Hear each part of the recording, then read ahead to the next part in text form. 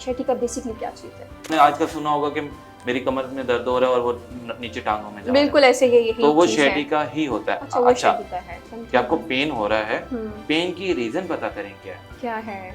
मुझे भी अगर फॉर एग्जांपल मैं अपनी बात ले लूँ, मुझे लेग पेन रहता है अगर नॉर्मली, मैंने किसी भी नॉर्मल डॉक्टर के पास चल जाना है, जबकि हमें चाहिए कि हम एक एक्सपर्ट से कंसल्ट करें। हमारा काम है लोगों को बताएं हम्म। कि भाई ये चीजें हैं, हम्म। ये आप हमसे हमें हमारे पास है इसका ट्रीटमेंट। मतलब लकवा क्या हो है? जाना या फालिज हो जाना, पहले तो ये होता था ना कि 50 प्लस 60 प्लस इन लोगों ऐसे को ही हो है, रहा है। बिल्कुल। मेरे 2 पेशेंट हैं जिनकी एज लेस देन 30 है और उनको फालिज हुआ है। डॉक्टर हुज़ैफा ताहिर ये भी बताएं कि शैटिका बेसिकली क्या चीज़ है? शैटिका जो है ना, इसमें हमारी शैटिका बेसिकली एक नर्व है। Okay. शैटिक नर्व को कहते हैं। हम्म। तो जब ये इन्वॉल्व हो जाती है ना, मतलब कहीं भी इसमें डिस्टरबेंस आती है, कहीं भी ये पकड़, जैसे कहते हैं कि नाड़ चढ़ गई या बिल्कुल पकड़ी बिल्कुल गई, पकड़ी गई, ठीक ठीक हो है, गया। आपकी वो नर्व कहीं भी पकड़ी गई, उससे जो है ना आपकी टांग में पेन जाता है। पहले कमर में पेन होता है, आपने आजकल सुना होगा कि मेरी कमर में दर्द हो रहा है और वो नीचे टांगों में जा रहा है। बिल्कुल ऐसे ही यही तो वो चीज़ है। शैटिका ही होता है। अच्छा वो शैटिका है। अब बात आती है कि इसका रीजन क्या है। शैटिका इटसेल्फ मेरे अकॉर्डिंग वो बीमारी नहीं है, वो एक अच्छा। सिम्टम है कि आपको पेन हो रहा है। हम्म। पेन की रीजन पता करें क्या है। क्या है? इधर वो डिस्क बल्ज की वजह से है। डिस्क बल्ज मतलब आपको मैंने बताया कि डिस्क के दरमियान आपका वो टेयर हो जाता है, डिस्क टेयर हो जाती है। ठीक है। सेकेंडली आपके मसल टाइट हो गए, जैसे टाइट आपने कहा ना कि कोई ऐसे भारी चीज उठाई और आपको झटका पड़ा और वो आपका जो क्या कहते हैं मसल हैं वो टाइट हो गए, वो आपकी नर्व को उसके जो रास्ता है उसको प्रेस कर देंगे, फिर वो नर्व जहाँ जहाँ सप्लाई कर रही है वो वहाँ पेन लेके जाएंगे। बैक के मसल भी हो सकते हैं, आपके हिप के मसल भी हो सकते हैं, जिसे पोमेस के मसल कहते हैं। ये 3 कॉमन चीजें हैं जिसकी वजह से शैटिका होता है। इसका ट्रीटमेंट फिजियोथेरेपी से बिल्कुल पॉसिबल है, इवन और अंटिल आप टाइम से आए। टाइम से ये नहीं कि आप आ रहे हैं 3-4 साल बाद और फिर कहेंगे भाई, क्योंकि उन्हें बेसिकली पता ही नहीं है, वो तो नॉर्मल एक डॉक्टर के पास चले जाते हैं, किसी एमबीबीएस के पास, उन्हें पता ही नहीं कि इसके स्पेशलिस्ट हैं, ये उसके स्पेशलिस्ट इसको ठीक कर सकते हैं। हम लोग, मुझे भी अगर फॉर एग्जांपल मैं अपनी बात ले लूँ, मुझे लेग पेन रहता है अगर नॉर्मली, मैंने किसी भी नॉर्मल डॉक्टर के पास चल जाना है, जबकि हमें चाहिए कि हम एक एक्सपर्ट से कंसल्ट करें।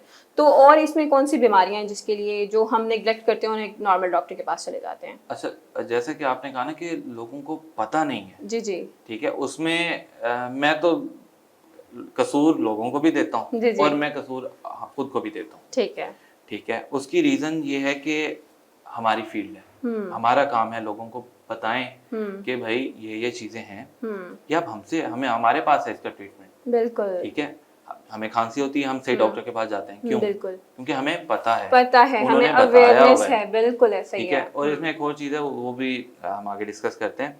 दूसरा, जैसे आपने कहा कि और कौन सी कॉमन डिजीज है, इसमें आप ये देखें कि फ्रोजन शोल्डर आ जाता है, ठीक है। फ्रोजन शोल्डर ये है कि आपका कंधा जाम हो गया, आप मूवमेंट कर रहे हैं, आपका आपसे कंघी नहीं होती, कपड़े चेंज नहीं होते, ये कॉमन फीमेल में हो जाता है, या जिस आपके घर में किसी को शुगर हो तो उसको ही होता है कि वो कंघी नहीं कर पाता, कपड़े चेंज करता है तो पेन होता है, इसे हम फ्रोजन शोल्डर कहते हैं। इसमें आपका शोल्डर जो है ना वो मूवमेंट लिमिटेड होता है, हाँ जाम हो जाता है, आम अल्फाज में जाम हो जाता है, जाम हो जाता है। अच्छा, इसके अलावा आपने ये तो बहुत ही आम चीज़ है कि फालिज हो जाना, एक साइड खत्म हो जाना, लकवा हो जाना या फालिज हो जाना।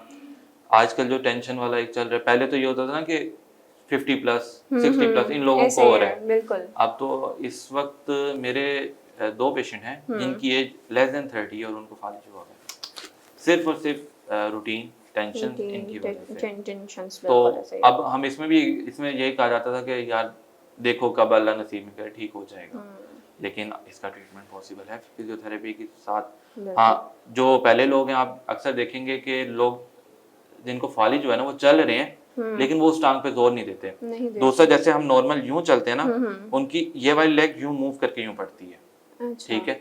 इससे एक तो इफेक्ट ये है कि वो चल फिर राउंड होके आती है, घूम के, एक तो ये है कि वो चल फिर नहीं सही सकते, दूसरा ये कि वो जब आप इस तरह मूव करेंगे ना लेग अपनी, तो आपकी बैक पे भी जोर आएगा, आपकी नी पे भी जोर आएगा, आपके जॉइंट्स भी इफेक्ट होते हैं इससे, बिल्कुल ऐसा ही है। तो इसमें फिजियोथेरेपी का रोल ये है कि हम उनको थेरेपी और इलेक्ट्रोथेरेपी, जिसमें ईएमएस और टेंस आता है, इसके थ्रू हम उनको टाइमली रिकवर कर देते हैं। फिजियोथेरेपी है, इसका बड़ा लॉन्ग प्रोसेस हो जाता है, मतलब बहुत सारे सेशंस होते हैं, फिर पैसा भी, जो लोग ज़्यादा वो करते हैं कि भी पैसा नहीं लगना चाहिए, तो ये क्या वाकई बहुत लॉन्ग प्रोसेस होता है इसका? अभी जितना हमने डिस्कस किया ना कि पेशेंट आता ही बहुत लेट है या आता ही नहीं है, तो इसकी रीजन यही है। अब मैंने आपको कुछ कॉमन डिजीज बताई जी, हैं, जी। Frozen shoulder, sciatica, stroke. बिल्कुल। अब स्ट्रोक का ट्रीटमेंट मेरे कुछ पेशेंट्स हैं जो मंथ्स लगे हैं जिनको, और मेरे कुछ पेशेंट्स हैं जो वीक में ठीक हुए हैं। ठीक हो उसमें डिफरेंस ये आ रहा होता है कि वो मेरे पास आ कब रहे हैं। इसी तरह शियाटिका का पेशेंट अभी रिसेंटली मेरा 4 डेज का सेशन रहा उसके साथ, और मेरे इस तरह के मंथ के सेशन भी रहे हैं। ठीक है, ये सारा कुछ डिपेंड करता है कि जैसे आपको इशू हुआ है, जी, जी। आपको कोई चीज फेस कर रहे हैं, आप हमारे पास आएं, बिल्कुल टाइमली आएंगे तो हम टाइमली रिकवर करेंगे। रिकवर करेंगे आप वो आपको। करेंगे, आप ये देखें ना कि एक चीज है जो हद से गुजर गई है और फिर आप कहें कि ठीक भी करें और करें भी 2 दिन में, 2 दिन तो ये में। तो पॉसिबल नहीं है। बिल्कुल। आप अब हमारा ये देखें कि मैं आपको अपना एक्सपीरियंस बता जी, रहा जी। हूँ। हमारा जैसे एक पेशेंट को कोई इशू है और वो हमारे पास ट्रीटमेंट के लिए आया है, वो बीच का जो अरसा है ना, जी। उसे हम कहते हैं हिस्ट्री, हिस्ट्री बिल्कुल। कि इतने ये इसकी इतने अरसे की हिस्ट्री है। तो कितनी लॉन्ग हिस्ट्री रही है आपके पेशेंट्स मेरे की? पास लॉन्ग हिस्ट्री 8 साल की भी रही है। ओए होए होए। ठीक है, अच्छा 8 सही। साल की लॉन्ग हिस्ट्री भी रही है। मतलब लोग इतना इग्नोर करते हैं अपनी बीमारियों को। जी। अब मेरे अकॉर्डिंग जो मेरा एक्सपीरियंस है ना, जो मैंने इन सालों में किया है, उसके अकॉर्डिंग मैं, आप गेस करें कि मैं अच्छी हिस्ट्री कितने अरसे को कहता हूँ कि इतने अरसे बाद पेशेंट आ गया या चलो अच्छी टाइम मुझे लगता है कि हद एक वीक 2-4 दिन इतना ही होता होगा।